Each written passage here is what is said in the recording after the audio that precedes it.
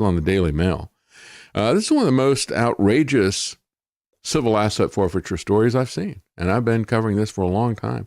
That was kind of one of my first exposures to the failure of the war on drugs and how criminal our government had become in terms of its application. When we look at civil asset forfeiture, the first cases, remember there was a guy, Donald, I think his name was Donald Scott. He was in California. They wanted his land. He didn't want to sell the land. He fought them. He had a lot of money, and he fought them on the eminent domain stuff and everything. So what they did was they thought, well, just get it on the cheap. We'll just confiscate it. We don't have to pay them. We don't have to do this court stuff. So they did a flyover.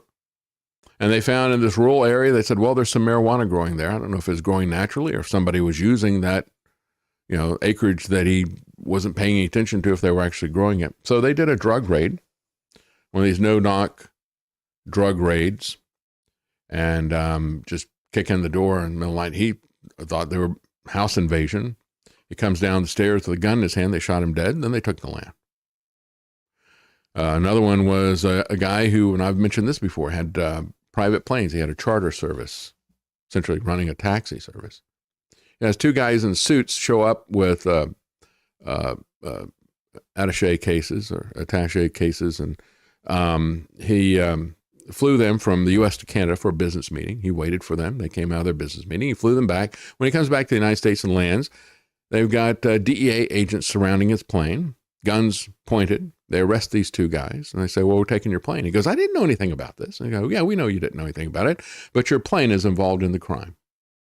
We're charging your plane with a crime. U.S. government versus Learjet serial number, blah, blah, blah. If you want to do something about it, you can sue us in court.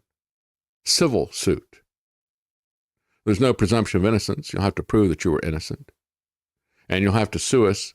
And he did. He got his plane back after 2 or 3 years, but he was bankrupt by then because that was his only plane in his business. So none of these property owners were growing cannabis. There's no accusation that they were. Here's a story from Daily Mail. Retired couple Corinne and Doug Thomas thought that they had found their forever home when they bought a rustic property that was nestled in the middle of a redwood forest in Humboldt County, California. It put an end to their 3-year stint of living in a motor home forced on them after their previous home in L.A. was destroyed by the Woolsey fire of 2018. Instead, they had simply opened the next chapter in an ongoing nightmare. Submitted for your approval. You are in the government zone. Less than a week after moving in, Corinne, 70, and Doug, 74, who are both disabled and on fixed incomes, were slapped with fines that eventually grew to more than $1 million because the previous owners had used the property for illegal cannabis growth, says the county. They don't have to prove that. Astonishingly, they're among dozens of unwitting homeowners that have been targeted by Humboldt County, whose officials have been accused in a class action lawsuit of trying to squeeze every dollar it can out of legalized marijuana at the expense of innocent people. And so they're facing fines of more than $1 million. Another person, Rhonda Olson, that they feature in here, 64, has been hit with a fine of more than $7 million. Because of an illegal cannabis growth operated by the previous owners. You look at these people, their houses are not expensive houses. They're elderly. They don't have any money. Blue Graham, 51, fines around $900,000 after Humboldt County accused him of using a greenhouse to grow cannabis without a permit. He was actually using it to grow vegetables for his restaurant. I mean, for years, the DEA would hang outside of stores for people would go and buy things to grow greenhouse vegetables or something like that. You might not have even gotten a grow light, but they would hang around. They would watch the people who come in, and they would follow them home. Then they would go through their trash cans outside and all the rest of this stuff and try to, surveil them or raid them or something. Oh, you got to be growing cannabis secretly. Similarly, a chicken farmer was prosecuted by the county for growing cannabis in a greenhouse, which he was, in fact, rearing chickens. The extraordinary claims are laid bare in a lawsuit that's been filed by the Institute for Justice. And yet we focus on the presidential race, don't we?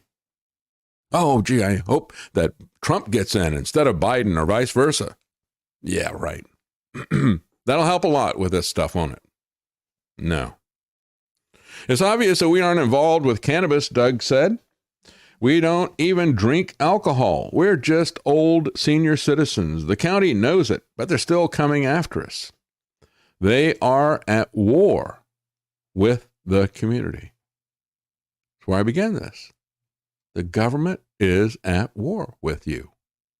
Your own government is at war. They want to take your car. They want to take your gas range, your gas heater. They want to shut down the power grid. They want to take your meat. They want to take your milk. They want to take your life. They are at war with you. The county position is that the current occupants are somehow responsible for any past violations of their property. Because you see, they take a very interesting view of property crime. Property crime, we look at property crime, we think, well, property crime is when somebody destroys my property or steals my property or something like that. No, these people who are running the war on drugs think of property crime as crime committed by property. They charge the plane, or they charge the home, or they charge the stack of cash with a crime. And you have to ask yourself, what are these DEA agents and law enforcement agents smoking? You come up with something that is an indictment against an inanimate object? What are you smoking? Well, I think they're drunk on power. I think they're drunk and corrupt on power. I think they'll do anything for money. Where have we seen that before in the last 4 years? The corruption that is so rampant in our country, do we care about this kind of stuff? Where is this coming? As I said before, the politics and the corruption, all this stuff is downstream from the politics, downstream from the culture, downstream from the spiritual war. If you remove the spiritual foundations, if you remove the idea that people are accountable to God, even people like Richard Dawkins, as I showed on Friday, understand that. They understand that they like all the, they'd like to live in a society where people know they're going to be held accountable to God, but they don't want that. We want the apples, but we don't want the orchard, right? Cut that down. Richard Dawkins now sees it. He didn't see it 15 years ago when Christopher Hitchens was starting to see it before he died. Anyway, going back to these people, he and his wife, who run a nonprofit called Miracle Run Foundation for Autism, used insurance money for the 2018 fire that took their home at that point in time in L.A. They used that insurance money to buy their new home in Humboldt, which sits on top of a ridge above the Avenue of the Giants. Behind their home, there's a detached garage alongside a 3-story building that the listing refers to as a workshop. Matter of fact, we've been out there, and it's just a beautiful area. It's just amazing. Those redwoods and all the rest of it truly is amazing. But, the bureaucrats want it. And all this stuff is bureaucratic fiction, this theft. Congress does nothing. The war on drugs is a federal thing.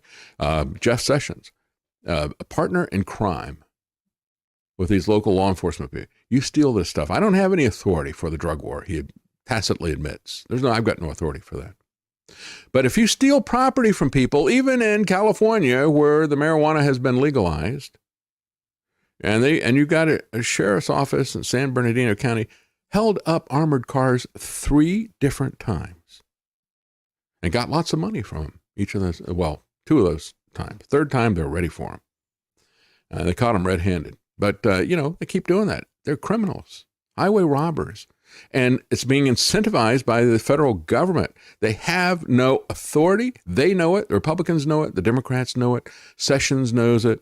Merrick Garland knows it. All of these guys know they have no authority for a drug war. Instead, what they do is, like organized crime, they incentivize corrupt police departments like the Sheriff's Department in San Bernardino to steal the money, and they say, we'll take 20% and give you 80% back. And we'll kind of give you legal cover on all this stuff. So behind the home, there's a detached garage alongside a 3-story building that the listing referred to as a workshop. When the couple purchased the property, the workshop was empty and the electrical wiring inside had all been cut. It is in this ramshackle barn that the county says was used to illegally grow cannabis 2 years earlier. Oh, really? Prove it. Take it to court. Charge them. Take it to court. No, we're not going to do that. The Thomases were told that if they didn't demolish the building within 10 days, they would face fines of $12,000 per day. But they didn't have the $180,000 they were told it would cost to destroy the barn. They're now facing $1,080,000 in fines that have accumulated. The couple are one of more than 1,200 Humboldt property owners charged with cannabis-related code violations since it was legalized for personal use in 2018. I wonder how many people live in Humboldt County. That's 1,200 homes, and all the people that live in those homes are going to be more than one person in many of those homes. Is this how they get to the point where we own nothing? They come around and they use, well, we think there was a crime committed in that home once upon a time, so we're just going to take it. What? Oh, you didn't commit the crime. That's fine, but we're just going to take the home. 1,200 people in that one county. Hundreds of millions of dollars in fines. At least 48 of these landowners have appealed their penalties, but many more who have been unfairly targeted have chosen to settle. See? You don't stand up for your rights, you lose them. This is because the county makes accused landowners wait indefinitely for a hearing while fines continue to accumulate, the lawsuit claims. By the way, when you look at what happened in L.A.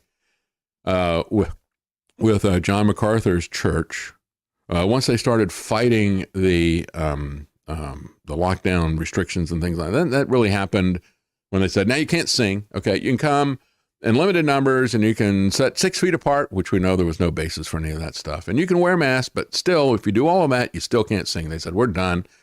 Then they started hitting them with fines, and the fines started accumulating and started compounding with interest and all the rest of the stuff. And it was over, it was like $1 million that they'd accumulated for mask fines. But they hung in there and they eventually won and got the money back. But I understand how intimidating that is. Blue Graham, for instance, asked for an appeal in 2018. The county only agreed to finally schedule his hearing 4.5 years later, when he was preparing to file the lawsuit. Satellite images are used to show harmless things like greenhouses on a property, which are then deemed to be sufficient evidence to accuse a landowner of growing marijuana illegally. So you can have AI identify your face and say you're a thief, or you can have AI and satellite images looking for greenhouses and say you're growing drugs there. The entire system is designed to generate money for the county as efficiently as possible by forcing accused residents to pay the county even when they have done nothing wrong. That's a hallmark of civil asset forfeiture. Yet the strategy appears to be doing very little to tackle the real illicit weed market, which has flourished even in the wake of legalization. Why is that? Because the taxes are so high. People are still, the taxes are so high on tobacco that you have a flourishing market in cigarettes that people didn't pay the taxes to New York on. And you got people like John Boehner, who was, as he said when he was Speaker of the House, the Republican Speaker of the House, he said, I am unalterably opposed to marijuana. And then he gets out and he goes to work, becomes a partner in a company that was selling marijuana products. And now he's can't say enough good stuff about it. And he just did a joint fundraiser with, that's no pun intended, with Machiavelli and Mike Johnson. I wonder what they were smoking, if they thought that anybody's going to give them money. Of course, you get paid back. You got a great return on investment if you buy an interest in Machiavelli and Mike Johnson. Just like with John Boehner, legislators had hoped that the creation of a commercial market in 2021 would generate $5.3 billion in taxed sales. That's enough of an incentive for people to set up a black market in marijuana, even when the marijuana is legal. The taxes are so high. The plaintiffs in the Humboldt case, you would think that this would be a slam dunk win for people, wouldn't you? It's so unjust. Nevertheless, they had a setback in May of last year when a federal judge sided with the county and granted its motion to dismiss the lawsuit. Our individual rights, our justice, nothing is safe from these activist courts. Not your kids, not your parental rights, nothing is safe from these people. These judges are like a box of chocolates. You never know what you're going to get. Of course, sometimes you do. Sometimes the ingredients are there on the lid, appointed by Obama, Biden, Bill Clinton, and you kind of know what you're going to get in the First Circuit Court. But they can steal everything from you. They can steal firearms. They can steal your property under the flimsiest of excuses. Imagine a court that would side with the county and against these people. On what basis? That's the most astounding criminal things. The judge would sign on to this too. If the Institute for Justice the Institute for Justice did lodge an appeal, which has recently been heard by the 9th District Court of Appeals, also not a court that is sympathetic to our rights. A decision is pending. Livelihoods rest on its outcome. We lost our home of 35 years in the wildfires, Doug said. And if we lose this, we will lose everything. You will own nothing. And he'll be happier. Won't he be happier when they take everything from him?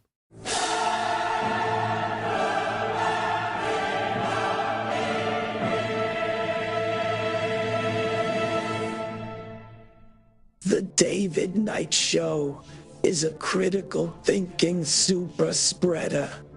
If you've been exposed to logic by listening to the David Knight Show, please do your part and try not to spread it.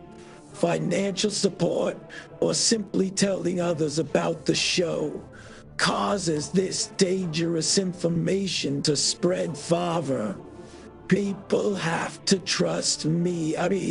Trust the science. Wear your mask. Take your vaccine. Don't ask questions.